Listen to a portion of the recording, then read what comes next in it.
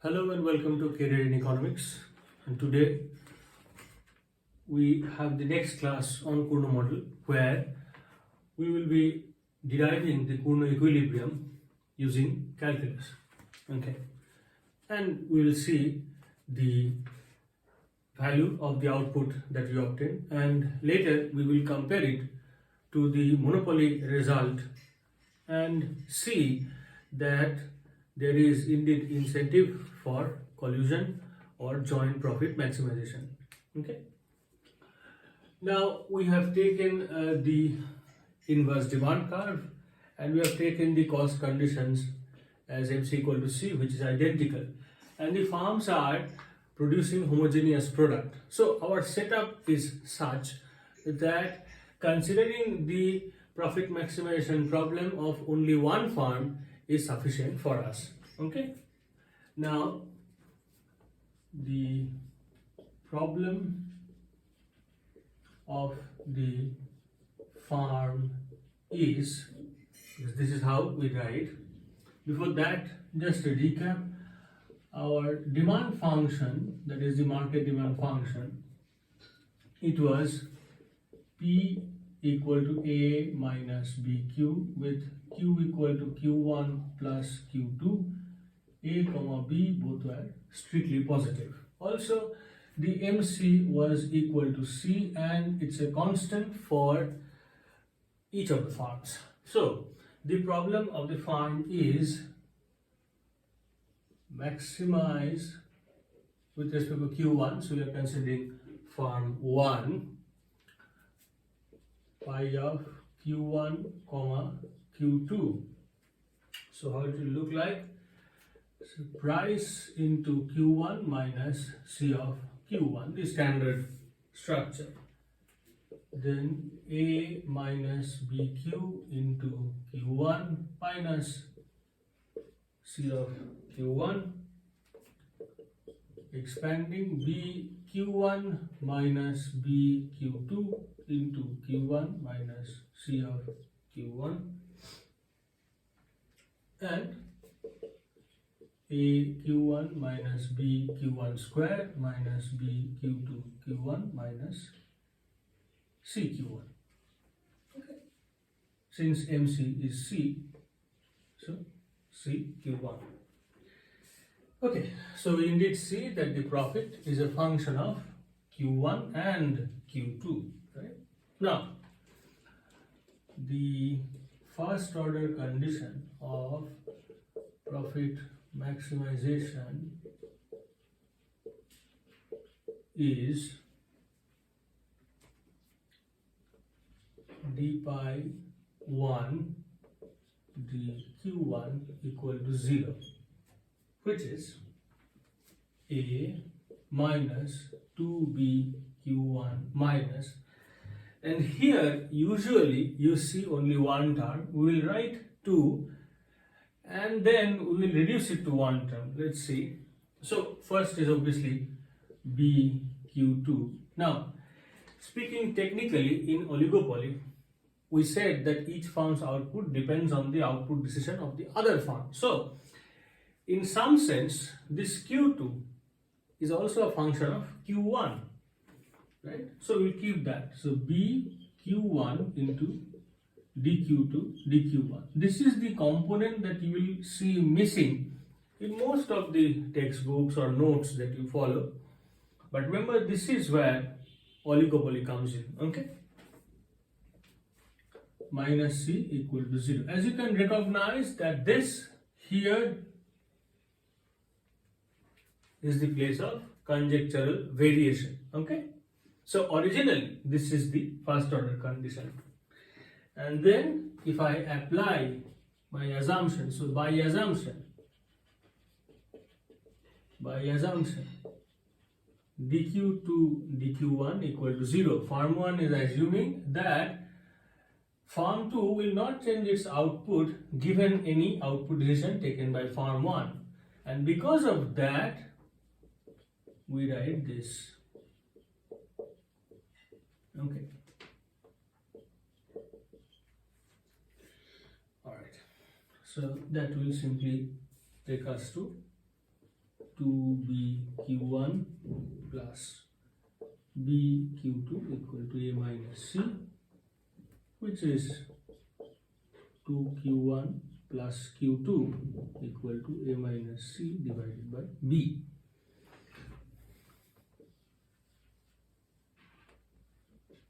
Okay, so this here is our reaction function. This here is our equation of the reaction curve, and you will see later that if I follow the game theoretic approach, then this here is our best response function for form 1. So before we proceed, let us write that down somewhere here.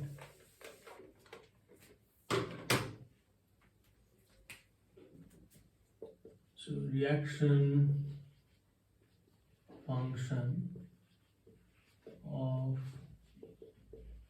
form 1, and that is 2q1 plus q2 equal to a minus c by b. Okay. Now, given our structure, the easiest thing is to find the reaction function of the second form. We will apply a technique which is very useful in problem solving of economics, and it is more useful when you are sitting for an entrance. So since our farms are facing the same demand curve, coming with identical cost structure, selling homogeneous product, we can write that by symmetry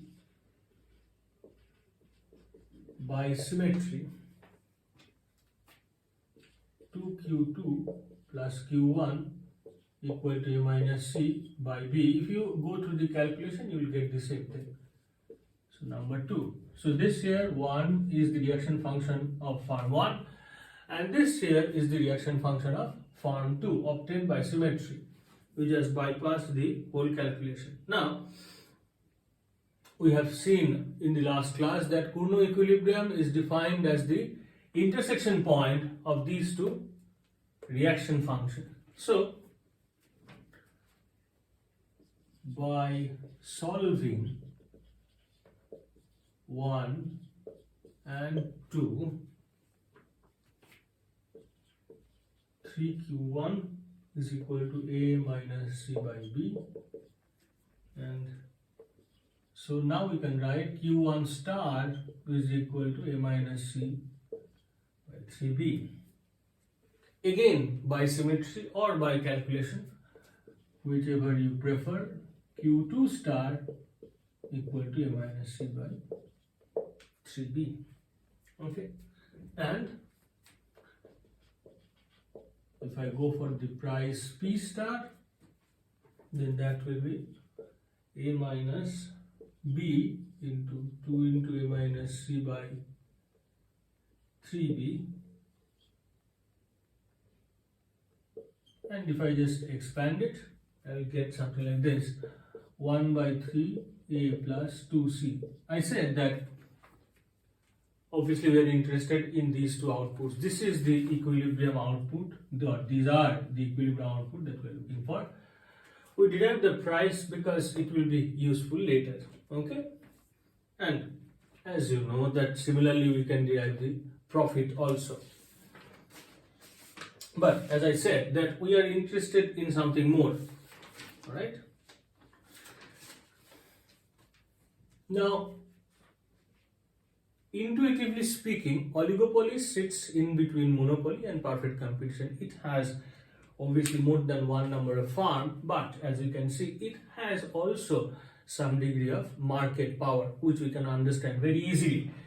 Now, to say that or to show that mathematically, it takes a little bit more work. Okay.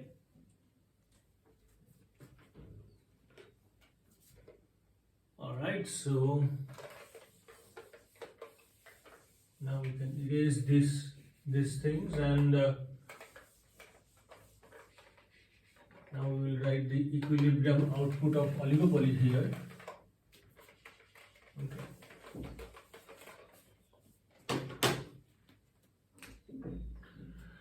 So Q1 star is A minus C by 3B, which is also equal to Q2 star, and P star is equal to 1 by 3A plus 2C. Okay. Now, the comparison.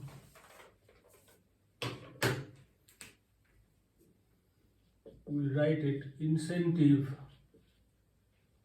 to collude. Okay, now if we compare, if you prefer, you can actually write it down. Okay, so if we compare the price, quantity, and profit, if we compare the price, quantity, and profit in an oligopoly, with that of monopoly, and price competition,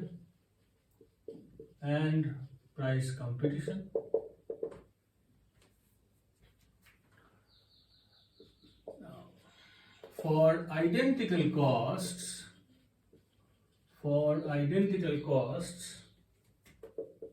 we cannot determine, this is something that you must know and understand, we cannot determine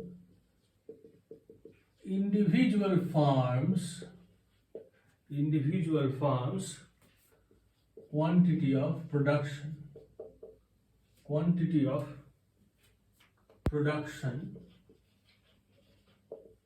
we wrote cannot, so quantity of production in either monopoly or perfect competition. So what is happening actually in these two markets when we are calculating mathematically? So for example, in monopoly, obviously there is a single farm, right? So when I am looking at the output, I am looking at the joint output, that much you can understand. With perfect competition, you may think, why not individual farms quantity, right? Now here the problem is, remember we started with market demand curve, that's what we started with. So with market demand curve, if I calculate the competitive equilibrium, the quantity that I get is the market output, okay? So it's the sum of the output of the two farms, and after getting that quantity, there is no way I can find what is the output for Q1 and Q2, okay? You may think that in competitive case, it is legitimate to assume that each farm is producing the same thing, but we cannot mathematically show it, okay? So the outputs that we'll get, we will obviously get an output which will be for joint production, okay?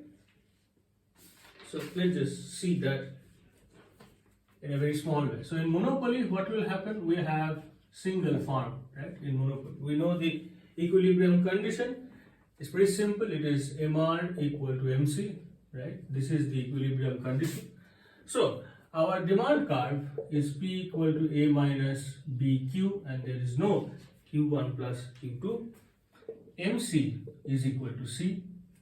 Now from here we know MR is the same curve with smaller intercept, right? So MR is equal to A, same intercept, A minus 2BQ, right? If you draw the diagram, you will see that the intercept is just half of the demand curve.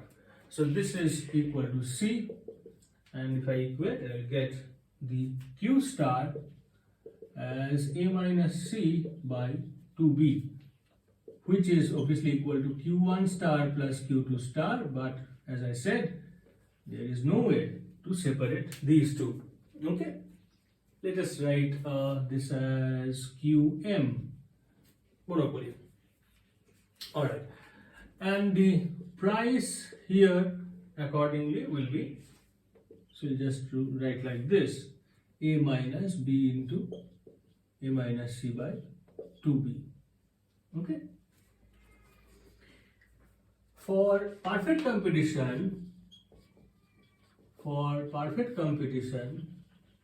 if we go like this, for perfect competition, it's pretty easy. It is P equal to MC, which is equal to C.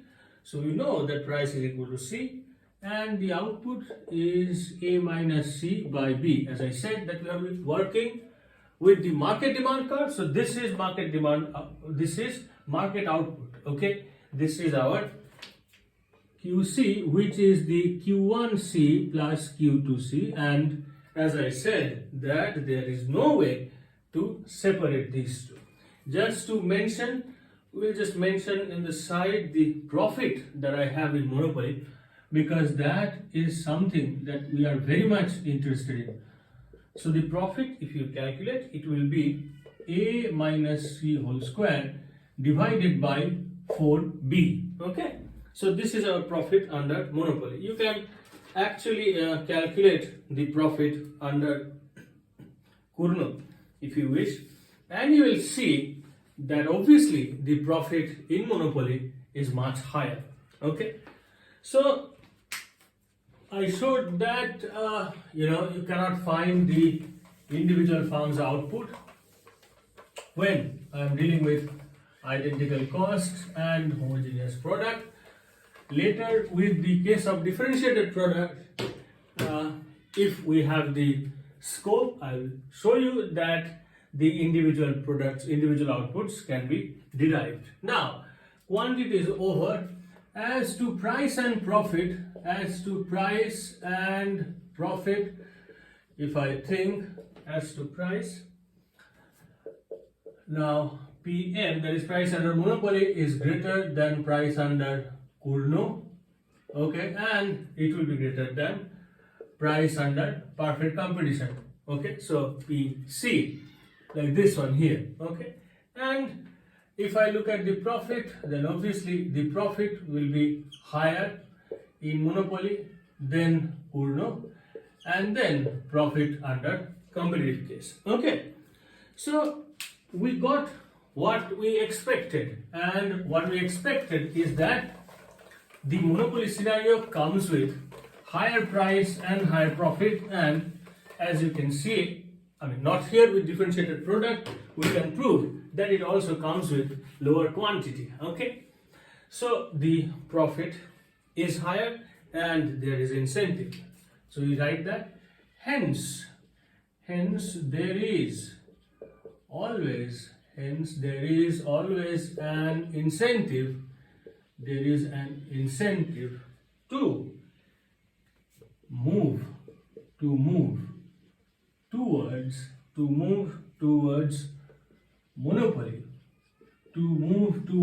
monopoly, if and only if the farms can form a cartel. Right? This is the word we are looking for. Now, following game theory, if we say cartel is something which is very hard to maintain. Why? Because if you go via game theory using Nash, then you will find that there is always an incentive again to break from the cartel. So, to hold a cartel, it is very important that there is a credible threat or punishment strategy which makes each of the countries or players to be in the cartel. But that's a very different topic, and we'll deal with it in a separate game theory section. Okay. Now, as I said, that assuming differentiated product, just to mention differentiated products, okay, QIM, this I is basically the number of farm, okay, because now differentiated product, so no QM, so to say. So QIM is less than QI Cournot, and that is less than QI competition, okay. Now we can actually see this diagrammatically the result that now I am going to write. So the result is that joint profit. So we understand that the joint profit is not maximized in Cournot. That much we understand. That is maximized in monopoly. But then where the joint profit is maximized in the diagram of isoprofit curves that we have drawn in the last class. Okay, so joint profit is maximized. Joint profit is maximized at the tangential point of both the isoprofit curves, which, and this is where it is important, which occurs below the intersection point, Okay, so this is why we don't see the joint profit maximized in a Cournot equilibrium. Now I'm going to try and draw the diagram for once because it's my duty, but the diagram is pretty complex. If you're interested in the diagram, I'll just mention you can look at Koutsoyanis. Page number 221.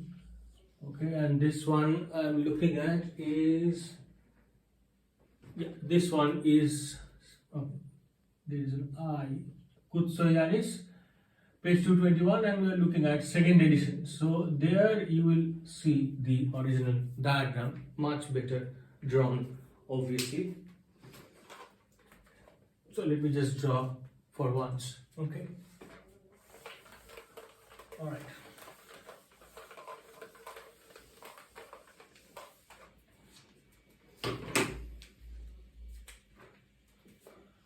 So we will sort of backtrack the diagram. So QA, QB. Now we said that RA is steeper and RB is flatter. That is needed for our equilibrium, right? Okay. Now let's see that. Okay, so let's say these are the isoprofit curves, all right, of these farms.